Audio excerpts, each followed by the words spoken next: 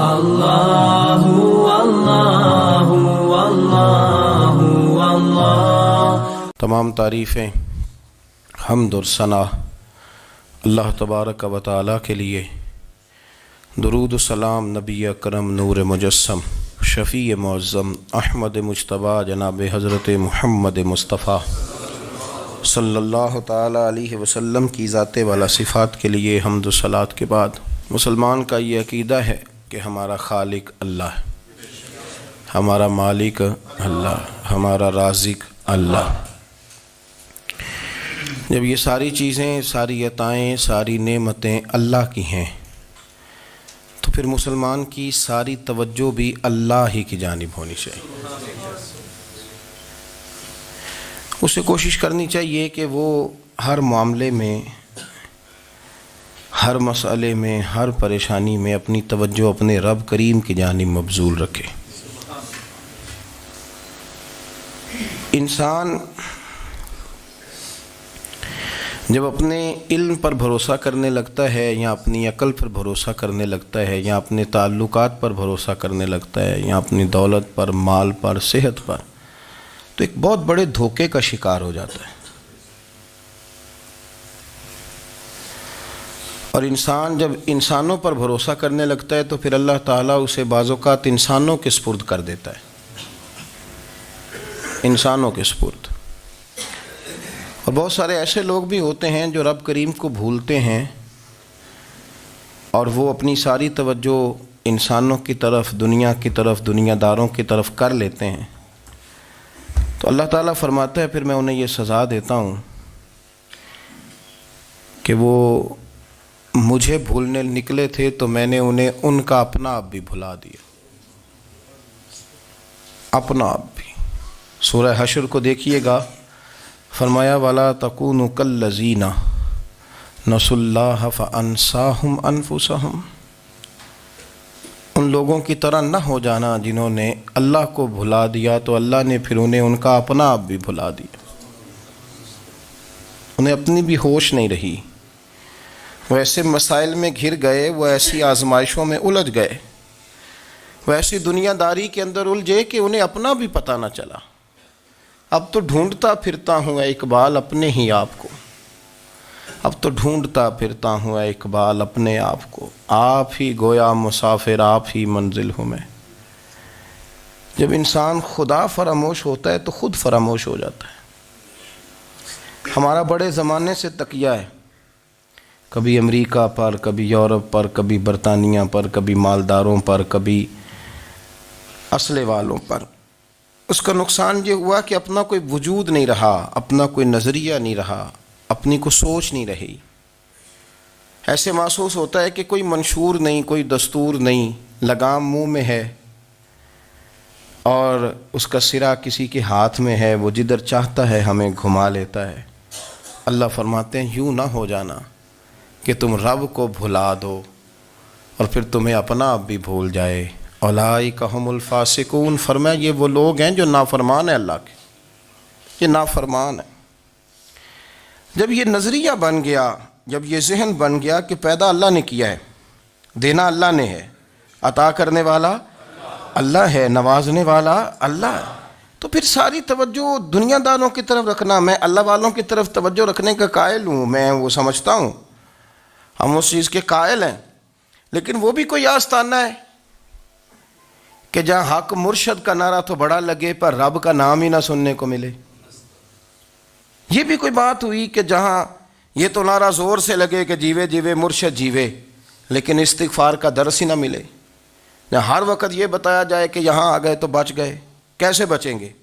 میرے رسول پاک علیہ السلام کا دروازہ سب سے بڑا دروازہ ہے، حضور کا دروازہ سب سے بڑا دروازہ ہے، لیکن میرے دوستو یاد رکھنا، نبی پاک علیہ السلام نے بھی لوگوں کو جب رستہ دکھایا ہے تو رب کریم کا رستہ دکھایا ہے، اللہ کا رستہ دکھایا، اللہ کریم کا رستہ دکھایا، لوگوں کو رب کی طرف توجہ کرائی۔ میرے رسول کریم سید عالم صلی اللہ تعالیٰ علیہ وسلم نے لوگوں کی اللہ کی جانب توجہ کرائی اور لوگوں سے یہ کہا کہ وہ اپنے رب کریم کی جانب اپنا ذہن رکھیں، اپنی توجہ اپنے اللہ کی جانب مبذول کریں۔ میری بات کو اچھے طریقے سے سمجھیے گا، علم اللہ تبارک و تعالیٰ عطا کرتا ہے، تو اسے اللہ کی عطا ہی سمجھنا چاہیے۔ کچھ لوگوں کے پاس علم ہوتا ہے پر علم نافع نہیں ہوتا، وہ ٹامک ٹونیاں مارتے رہتے ہیں ساری زندگی۔ علم کو اللہ کی عطا سمجھیں، اپنی عقل پر اپنے شعور پر زیادہ بھروسہ نہ سمجھیں، نظر اللہ پہ رکھیں۔ حضرت مولا علی شیر خدا کرم اللہ تعالی وجہہ الکریم سے کسی نے پوچھا تھا بڑا عالم کون ہوتا ہے؟ ہمارے ہاں تو اب وہ والے عالم پائے جاتے ہیں نا، اللہ ماشاء اللہ، جو ممبر پہ بیٹھتے ہیں تو دعوے ہی دعوے، ممبر پہ بیٹھتے ہیں تو دعوے ہی دعوے، اس طرح کے عالم ہمارے ہاں پائے جاتے ہیں۔ وہ ہر بات میں دعویٰ کرتے ہیں، میں یہ کر دوں گا، میں وہ کر دوں گا۔ یہ مزاج علماء کا نہیں۔ حضرت علی المرتضیٰ سے کسی نے پوچھا بڑا عالم کون ہوتا ہے؟ فرمایا بڑا عالم وہ ہوتا ہے کہ جسے مسئلے کا پتہ نہ ہو تو وہ کہہ دے مجھے نہیں پتہ، میں پتہ کر کے بتاؤں گا، غلط بات بیان نہ کرے۔ امام مالک سے کسی نے کوئی مسئلہ پوچھا تو آپ فرمانے لگے مجھے اس سوال کا جواب نہیں آتا، ہمارے بزرگ سمجھاتے کیا ہیں؟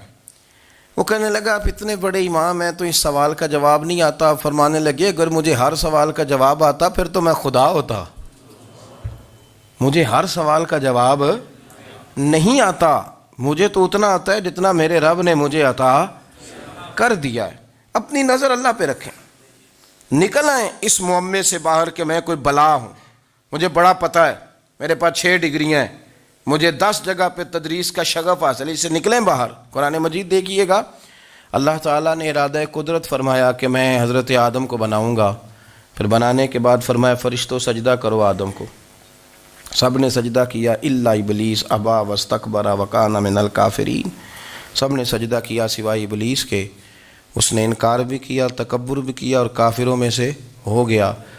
تو یہ جب اللہ تعالیٰ نے سجدہ کرایا تو کیسے کرایا؟ اللہ تبارک و تعالیٰ نے نا حضرت آدم کو علم سکھایا خود، وعلم آدم الاسماء کلہا، خود اللہ فرماتے ہیں کہ میں نے جناب آدم علیہ السلام کو تمام اشیاء کے نام سکھائے، سب اشیاء کے نام سکھائے۔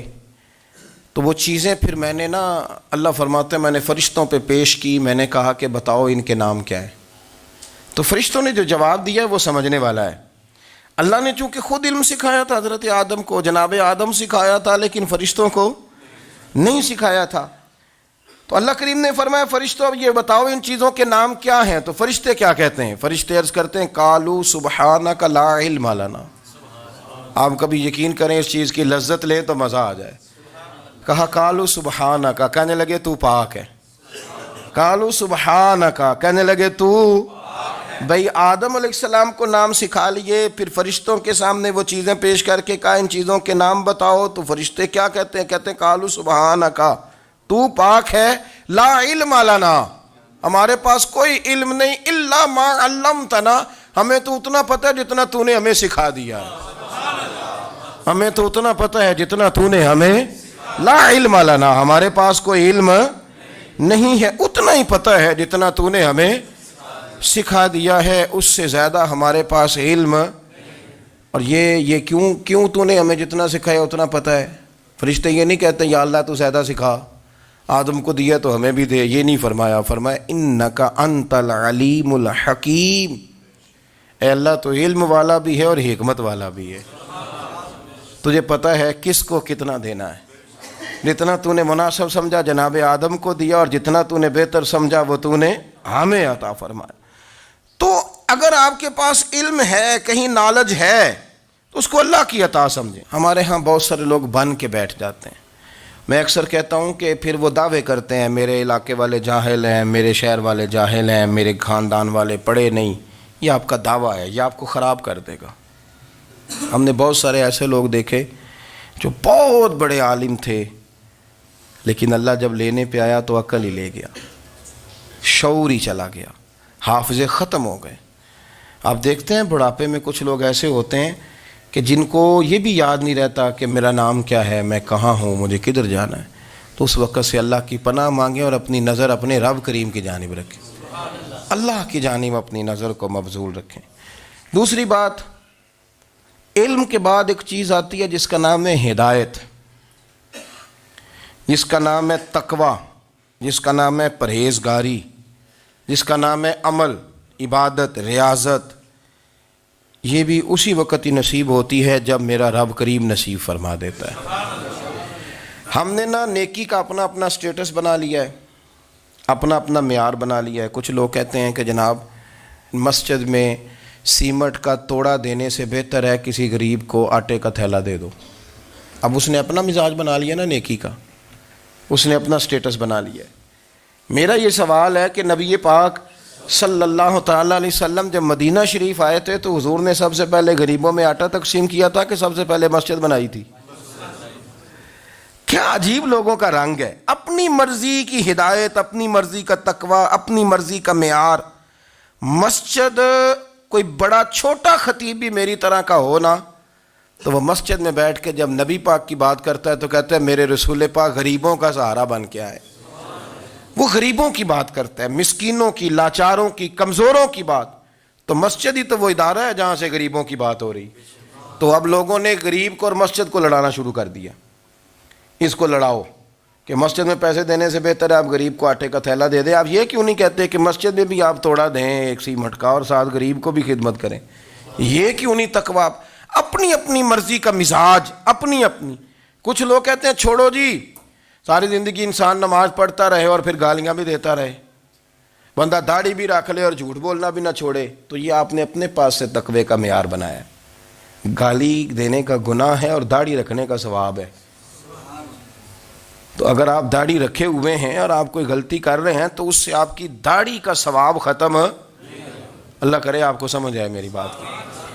آپ کوئی غلطی کر رہے ہیں، داڑھی کا ثواب اس سے ختم، وہ اپنی جگہ پہ قائم ہے چیز۔ اپنی مرضی کا کیوں تقوی کا معیار بناتے ہیں؟ تقوی کا مزاج اپنی مرضی کا نہ بناؤ، اللہ کی بارگاہ سے دعا مانگو کہ یا اللہ ہمیں ہدایت کا نور عطا فرما، اللہ تو ہمیں رستہ دکھا، تو بتا کہ ہدایت کیا ہے۔ تو رب فرماتا ہے اللہ ولی الذین آمنوا، اللہ مومنوں کا مددگار ہے، یخرجہم من الظلمات الی النور، وہ انہیں اندھیروں سے نکالتا ہے اور نور کی طرف روشنی عطا فرماتا ہے۔ اندھیروں سے نور کی طرف اللہ لاتا ہے۔ اللہ ولی، اللہ مومنوں کا ولی ہے، وہ انہیں اندھیروں سے نور کی طرف نکالتا ہے۔ ہدایت ہمیشہ اللہ کی طرف سے سمجھے۔ جب وہ نماز کی توفیق دیتا ہے تو اپنے فضل سے دیتا ہے، جب وہ ذکر کی توفیق دیتا ہے تو اپنے فضل سے۔ ہم سمجھتے ہیں ہو جی فلانا نہیں پڑھ رہا بڑا بیوقوف ہے، فلانا نہیں پڑھ رہا، تو تم کیا اپنی عقل کے زور پہ پڑھ رہا ہے؟ میں جی اللہ کے فضل سے 2 سپارے پڑھتا ہوں، تو کس پہ احسان کرتے تو 2 سپارے پڑھ کے رویا کر۔ کہا اگر مالک تو بڑا قریب نہیں، بڑے لوگ ہیں جن کو پورا قرآن حفظ ہے پر انہیں پڑھنے کی توفیق نہیں، تو انہیں فضل کیا اور مجھے توفیق دے دی ہے پڑھنے کی۔ رویا کر، پڑھ کے رویا کر، راتی ساری کر کر زاری، او نیند اکھاں تھی توندے تے فجرے اوہی گناہگار کہاون سب تو نیوے ہوندے۔ مہربانی کریں، ڈریں، نیکی کریں تو پھر ڈریں، پھر احساس پیدا کریں، پھر اپنے اندر وہ کمزوری لائیں، کہیں توبہ توبہ مجھے تو پتہ ہی نہیں، تو جانتا ہی نہیں۔ حضرت سیدنا امام اعظم ابو حنیفہ رحمۃ اللہ تعالیٰ علیہ کے ساتھ ایک شخص کہتا میں نے نماز پڑھی، تو عشاء کی نماز تھی۔ یہ جو لوگ بڑے ہوتے ہیں نا، جن کے پیار کرنے والے بڑے ہوتے ہیں، ان کے گرد خوف بھی بڑا ہی ہوتا ہے، انہیں بڑا ڈر لگتا ہے، بڑی بعض اوقات آزمائش ہوتی ہے ان کی۔ عشاء کی نماز کہتے پڑھی تو امام صاحب نے نا عشاء کی نماز میں تلاوت کی آیتیں فَمَن يَعْمَلْ مِثْقَالَ ذَرَّةٍ خَيْرًا يَرَهُ وَمَن يَعْمَلْ مِثْقَالَ ذَرَّةٍ شَرًّا يَرَهُ، فرمایا جو ذرہ برابر خیر کرے گا وہ بھی قیامت میں دیکھے گا، اور جو ذرہ برابر شر کرے گا وہ بھی قیامت میں اس شر کو دیکھے گا، اس کے سامنے آئے گا۔ تو وہ شخص کہتا ہے کہ سارے لوگ نماز پڑھ کے چلے گئے تو امام صاحب رحمۃ اللہ علیہ نے اپنی داڑھی پکڑی، رو رہے ہیں، کہتے ہیں وہ ذرہ برابر نیکی کا بدلہ دینے والے، وہ ذرہ برابر شر پہ سزا دینے والے میری سفید داڑھی کو دیکھ، مالک میرے ذرے ذرے سامنے نہ لانا، لوگ تو میری بڑی قدر کرتے ہیں دنیا، میں تو بڑا پہچانا جاتا ہوں، لوگ تو میری راہوں میں پھول لیے کھڑے ہوتے ہیں، مجھے بڑا نوازتے ہیں، قیامت میں رسوا نہ کر دینا، میرے لیے مشکل ہو جائے گی۔ وہ کہتے ہیں میں نے امام صاحب کا درد دیکھا، مجھے کوئی کام تھا تو میں چلا گیا، میں نے کہا کہ وہ اس وقت اللہ کے حضور حاضر ہیں تو میں دوبارہ آؤں گا. کہتے میں تہجد کا وقت آیا تو امام صاحب وہیں بیٹھے تھے اور ان کی داڑھی آنسوؤں سے بھری ہوئی تھی اور زور سے داڑھی پکڑی ہوئی. کہنے لگے مالک رسوا نہ کر دینا, قیامت میں رسوا نہ کر دینا. یار جو ہدایت یافتہ لوگ تھے وہ تو ڈرے ہوئے تھے, وہ تو سہمے ہوئے تھے. وہ تو کہتے تھے یہ اس کا فضل نہیں, اس نے بلا لیا, یہ اس کا کرم نہیں. حضرت باعزید بستامی کسی کافر کو دیکھتے تو رو پڑتے, کہتے مالک تو کتنا قریب ہے, یہ بے ایمان رہ گیا, تو نے اپنے فضل سے مجھے اپنے نبی کا غلام بنا لیا. وہ رو پڑتے. یہاں تو لوگوں کا دعویٰ ہی بڑا ہے. نمازی اللہ خیر فرمائے وہ تو دوسروں کو گھورتا ہے, وہ کہتا ہے جنت کا میں مالک ہوں, کنجیاں میرے پاس ہیں, میں کسی اور کو گھسنے نہیں دوں گا. اور اگر 2-3 حج کر لے تو پھر تو وہ کہتا ہے کہ اب میرے سے پوچھ کے لوگ جنت میں جائیں گے معاذ اللہ. اور اگر وہ 2 4 5 7 دفعہ کوئی نفل پڑھ لے تو پھر وہ کہتا ہے چھوڑیں جی سارے لوگ بے عمل ہیں, میں اکیلا نیک ہوں. نہ ایسا کریں, اپنی توجہ اپنے رب پہ رکھیں, اپنی توجہ اپنے معین الملت والدین, عطائے رسول, ہند الولی, غریب نواز, خواجہ معین الدین چشتی, حضرت خواجہ اجمیر, شاہ اجمیر, والی ہندوستان. آخری عمر میں نا سارا دن روتے گزر جاتا, ساری رات روتے گزر جاتے, ذرا سی کوئی بات کرتا تو رو پڑتے, آنکھیں آنسوؤں سے بھری رہتی. کئی دفعہ اپنے بھی پریشان ہو جاتے ہیں نا کہ یار تو ایک بات کی جان ہی نہیں چھوڑ رہا. تو خواجہ قطب الدین صاحب بختیار کاکی سے لوگوں نے کہا کہ آپ مرشد سے بات کریں, اتنا بھی تو نہیں نہ رونا چاہیے, ہر وقت اس کے آنسو کی کریے. عاشق دا کام ہی رونا تونا, تبھی نہ رویو نہیں منظوری. یہ عاشق سدا ہی روندا رہندا ہے, پاویں وصل ہوئے تے پاویں دوری. ہر وقت رونے کا کیا مطلب ہے؟ تو خواجہ قطب صاحب کہتے ہیں میں قریب گیا تو میں نے پیر دبائے, میں نے کہا سونیا لوگ تو کچھ بھی نہیں کرتے, تو نے تو کمال کر دیا. 90 لاکھ آدمی مسلمان کر دیا, دنیا کچھ نہیں کرتی. تو نے 50 سال ساری رات مصلے پہ بیٹھ کے رب راضی کیا. تو شہزادہ تھا, حضور کی اولاد تھا, لیکن معین الدین تیرا ایک پلاٹ بھی نہیں. تو نے طالب علم پالے, انہیں غریبوں کو دیا, تو نے نوازا, کوئی شے نہیں تیرے پاس, ہر چیز تو نے. ساری رات روتے ہو, سارا دن روتے ہو. تو خواجہ قطب الدین صاحب کہتے ہیں میں نے جب عرض کیا تو خواجہ صاحب مجھے گلے لگا لیا, چیخ مار کے روئے. کہنے لگے قطب الدین پتر داڑھی سفید ہو گئی, جانے کا وقت آ گیا. جو تو نے نیکیاں گنوائی ہیں وہ ہیں صحیح میرے پاس, پر یار کی بارگاہ میں پیش کرنے کے قابل ایک بھی نہیں. تو بارگاہ تو دیکھ کتنی بڑی ہے, رسول کریم کی بارگاہ میں پیش کرنے کے قابل ان میں سے ایک بھی نہیں. تو آستانہ دیکھ کتنا بڑا ہے, کیا پیش کروں گا, کیا عرض کروں گا حضور کی بارگاہ میں, کس طرح. وہ یار جو بڑے تھے وہ تو ڈرے ہوئے تھے, سہمے ہوئے تھے, وہ تو بڑی آزمائش میں تھے. لیکن میرا اور آپ کا رٹا 2 نمازیں پڑھ کے 6 نمازوں کا دعویٰ کرنا اور لمبی چوڑی کہانیاں بنانا اور اپنے منہ سے اپنی تعریفیں کرنا, اس سے تھوڑا باہر آئیں. رزق بھی میرا اللہ ہی دیتا ہے, علم بھی اللہ دیتا ہے, رزق بھی. بڑے بڑے فقیروں کو مالدار ہوتے دیکھا, بڑے بڑے مالداروں کو فقیر ہوتے دیکھا. بڑے بڑے, میرے ایک بڑا سخی قسم کا سجن ہے, بڑا پیارا ہے, میں اسے سخی مانتا ہوں. میں نے اپنی پریشانیوں کے دنوں میں بھی اس شخص کو سخی دیکھا. ایک دن رات کو مجھے ٹیلی فون کر کے کہنے لگا کدھر ہو؟ میں نے کہا میں گھر ہوں. نہیں اکثر سفر میں ہوتے ہو نا؟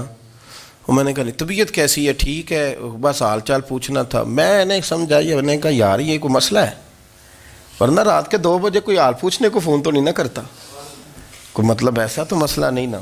تو میں نے بیک کال کی, میں نے کہا یار میری بات سن, مسئلہ کیا؟ کہ نہیں کچھ نہیں دل کر رہا تھا. میں نے کہا میری گل سن, رہے ہیں اسی 4-5 سال کٹھے, میں تین جاننا, اصل بات کر. کہنے لگا مکان بھی بڑا ہے, سارا کچھ ٹھیک ہے, پر وہ بڑا ہی بے نیاز ہے. کچھ حالات اس قسم کے آ گئے ہیں کہ لوگوں کو بتاؤں بھی تو لوگ ماننے کو تیار نہیں. زیادہ نہیں, مجھے نا تھوڑے سے پیسوں کی ضرورت ہے, کوئی 15-20 ہزار اگر مل جائیں میری ضرورت. آپ یقین کریں میں روتا رہا ساری رات. میں نے کہا مہربانہ تیرا کس طرح کریں گے. اس سے لے کے زمانہ استعمال کرتا تھا, پر بے پرواہی ویخ نہ سجڑ دی, جتھے کسے دی پیش نہ جاوے انہیں تاجا والے در در رولے تے منگتے ہیں تخت بٹھاوے. سجنا کسی نو کارا مل دئی کوئی کعبے خالی آوے. واللہ خیر الرازقین.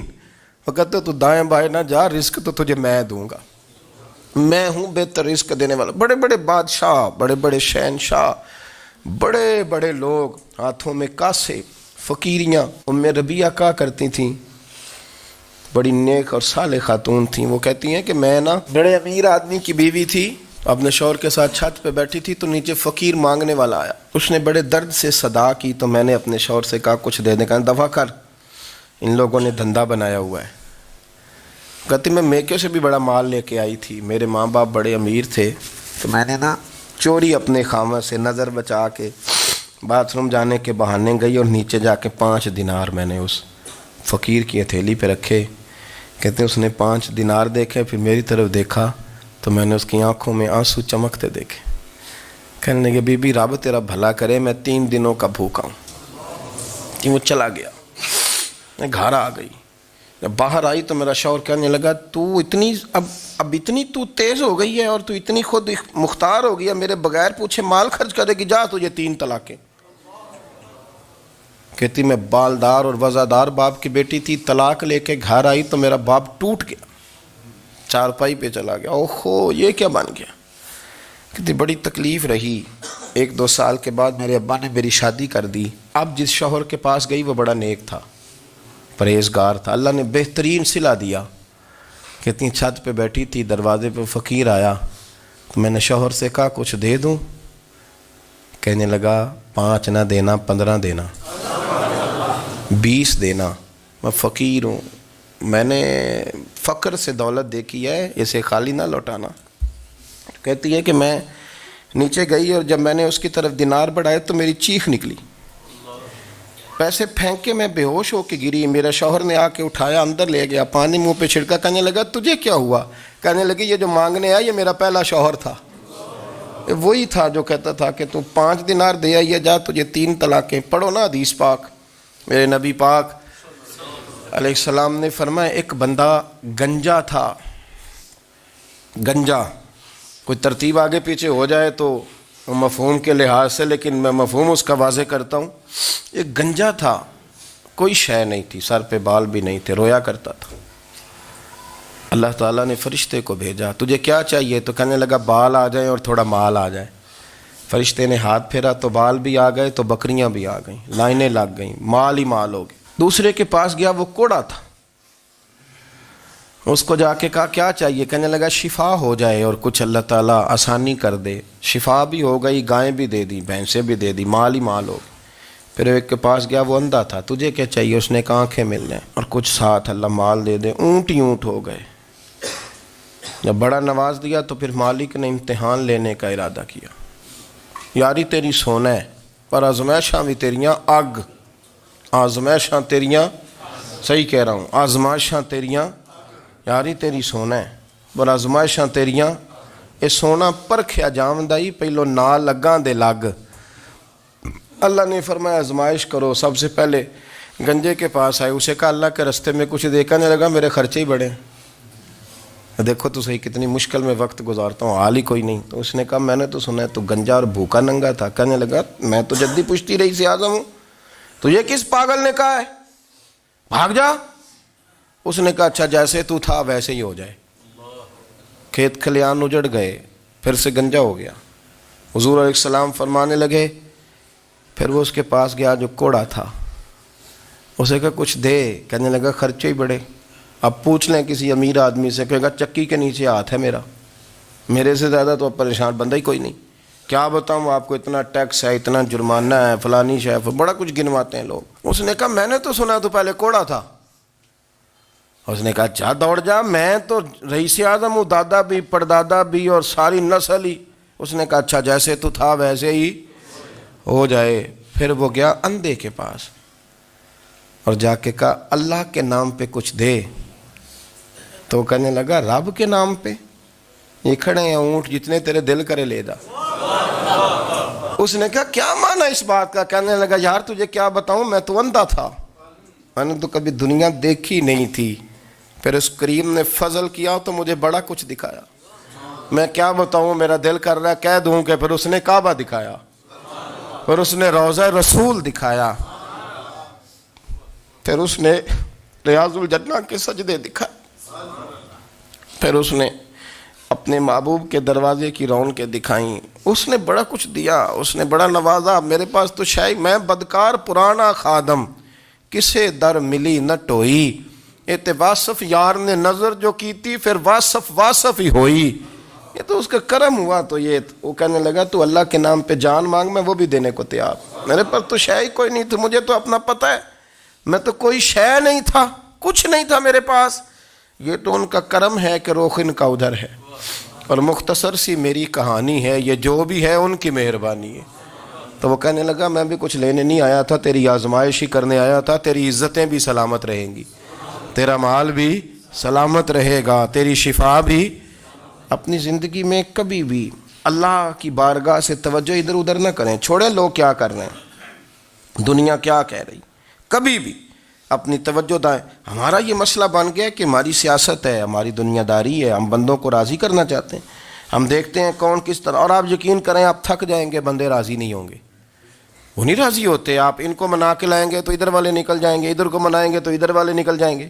اس چکر سے باہر آئیں, اس رب کو راضی کریں جو فرماتا ہے ان الذین آمنوا وعملوا الصالحات سیجعل لهم الرحمن ودا. فرمایا تو ایمان لانے کے بعد نیک عمل کر, میں لوگوں کے دلوں میں تیری محبت پیدا کر دوں. رحمان لوگوں کے دلوں میں محبت ڈال دے گا, اللہ لوگوں کے دلوں میں. اپنی نظر ہمیشہ اپنے رب پہ رکھیں.